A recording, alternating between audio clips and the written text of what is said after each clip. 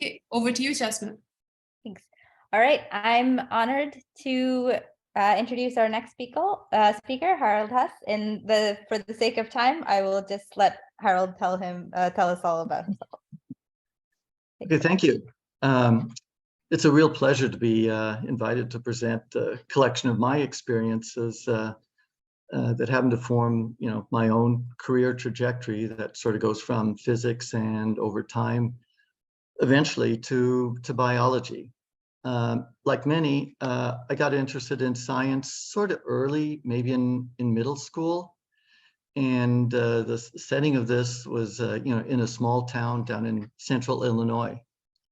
And so in high school, initially I was thinking about, well, okay, what's the large? And then transition to what's the smallest, where are atoms? And I always had an inclination to scientific gadgets and technologies, and was into building model airplanes, rockets, got into cloud chambers. For the science fair, I really got into that. It was a sort of a formative part. Wanted to make a particle accelerator, and being in a small town, you learn to be very resourceful in terms of, trying to make the most of what you have. So for vacuum pumps, went out to the junkyard, flip out a compressor out of a refrigerator, reconfigure it, and you got a vacuum pump, and do a little bit of glass blowing, etc. It was a lot of fun. Went off to the big city, the University of Chicago, and there I was lucky enough to team up with an effort which was trying to build 1 million volt electron microscope for biology.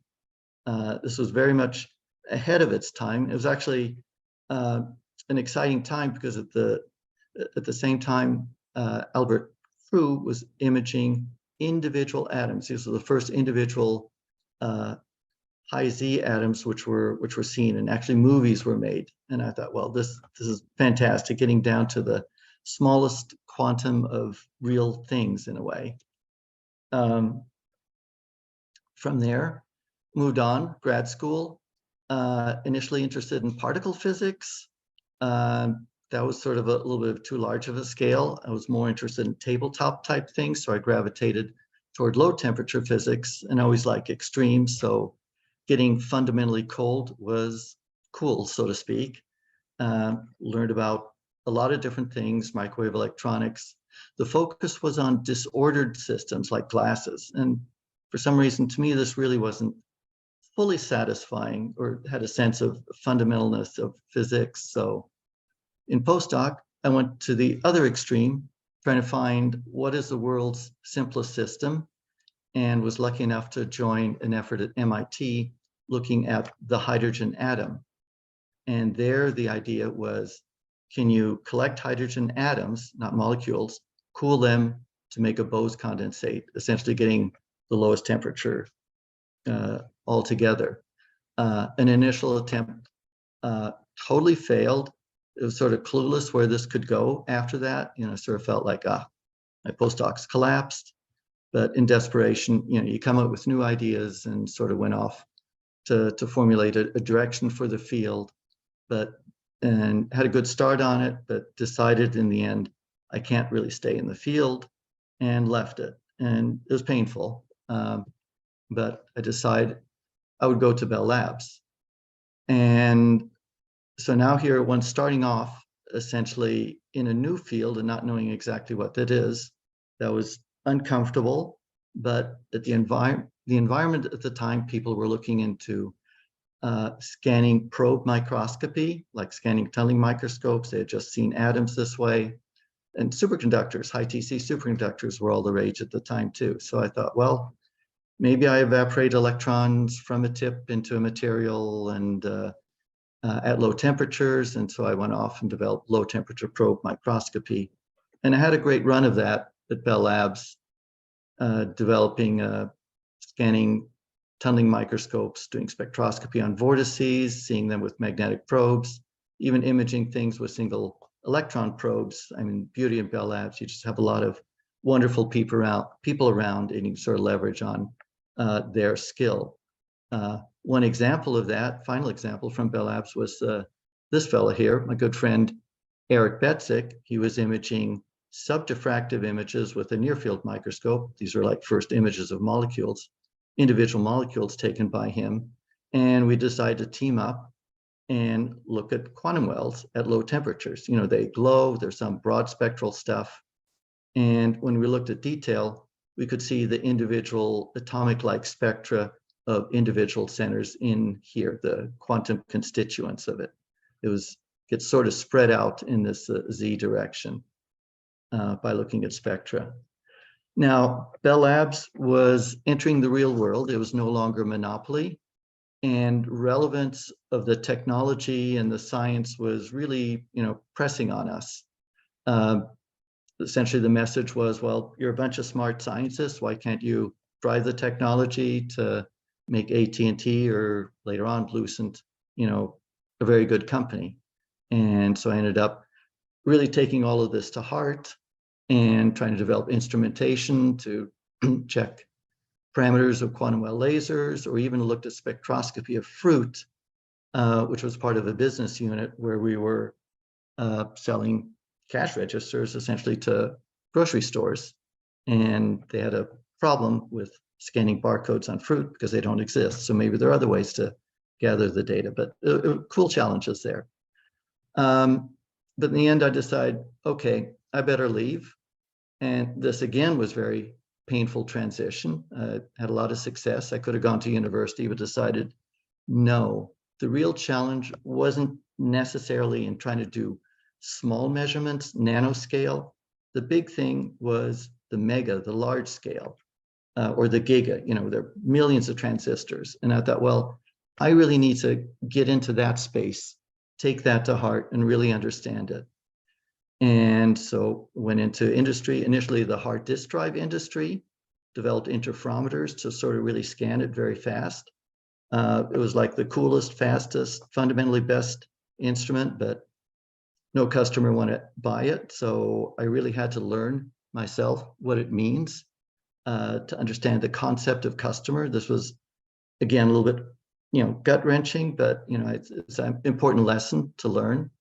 I transitioned later on to looking at semiconductor chips, and using instruments like this. That industry has like the most amazing,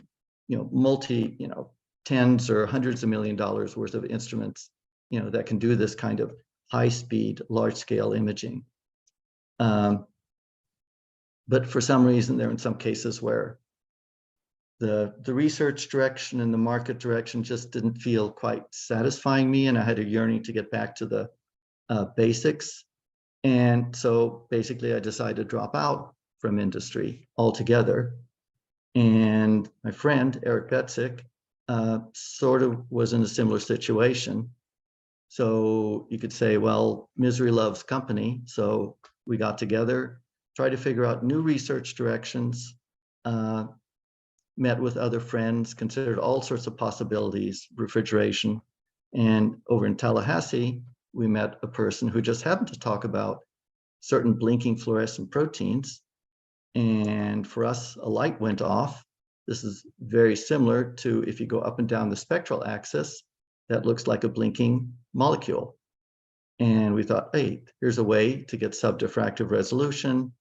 We scrambled, put something together in my living room, found a real biologist, name of Jennifer Lippincott-Schwartz and George Patterson. They told us what cells were. They led us into their lab. We worked for half a year and got the thing to work. And then this new place came out of the mud called Janelia Farms at the time, by HHMI. And their mission was to innovate microscopes for understanding the connectome of neural circuits. And so I thought, well, here's a similarity between all of the circuits of a chip and maybe the circuits of a fly. Maybe we can sort of configure some microscopes to be able to be appropriate for that problem. And we spent about a decade fixing up these machines so that they could image, the whole circuitry of a fly brain. And it has other implications too. Finally, in the semiconductor industry, there are these high-speed multi-beam imaging systems which have been developed for them and they are now appearing also in the biology side, and we're having a fun time also trying to bring in these, combine it with some surface science-like apparatuses and milling to be able to get three-dimensional images of biology on a scale that hasn't really been explored before. So if you step back and look at everything, I'd say there's a lot of things that connect, especially the longer you're around. You find different aspects can be recycled later, especially if you're lucky enough to sort of bounce around in diverse areas. And it really gives a lot of power to exploring new areas and a sense of freedom, which is really, really cool and great. So finally, a quick little, my own guiding principles, not necessarily good for anybody, but for me, the path is really the goal, not really the end of it. And for me, that path is, I have a passion for the new technology and how it can impact the science. So I might be a person who steps back a little bit from the science itself directly, but just empower on the technology side. From my experiences, I've learned to be very resourceful. I think that's important.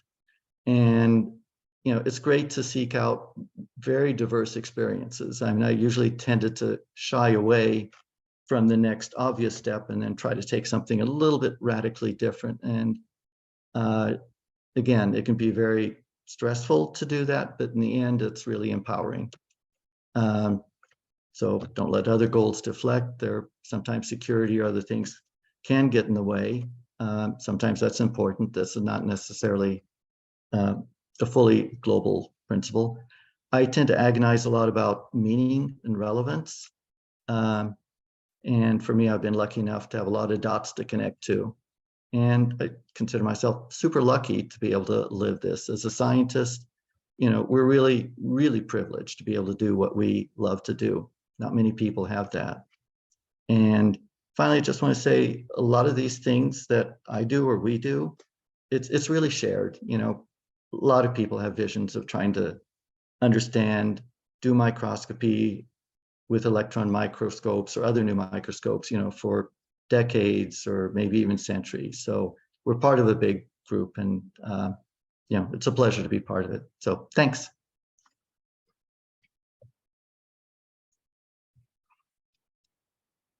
Great, thank you so much, Harold, for that.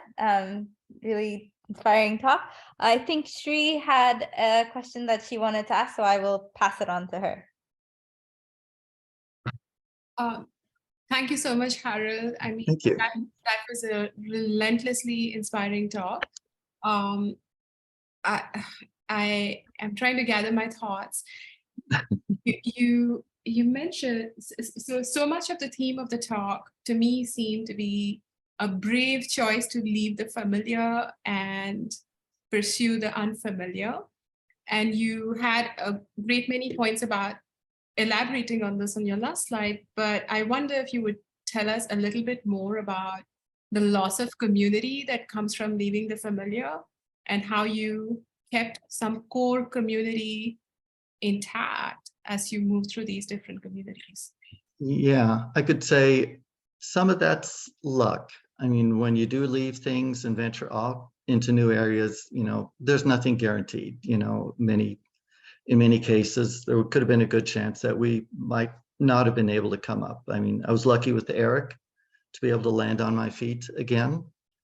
And sometimes when making a choice, I'm trying to think hard about it. Okay, I could sort of continue in this direction that could be very productive, a lot of fun. For example, scanning probe microscopies. But what really bothered me is it wasn't connecting to this bigger thing in the world, which was the technology. And I thought, well, gosh, maybe the bigger principle, maybe not fully appreciated by the, a lot of the academic world at the time, was really investing in the large numbers. I mean, that's really happening broadly right now. But back then, maybe it wasn't fully appreciated. But certainly the industry was well on that path. And I just put myself into a place where here's an environment where I'll just breathe that kind of problem space. and, you know, maybe benefit from it somehow. And for some lucky reason, you know, it worked, at least for me. No guarantees, but I got lucky. Thank you so much. Thanks so much, Thank you. Harold. For the sake of time, I will pass it on to Charlie to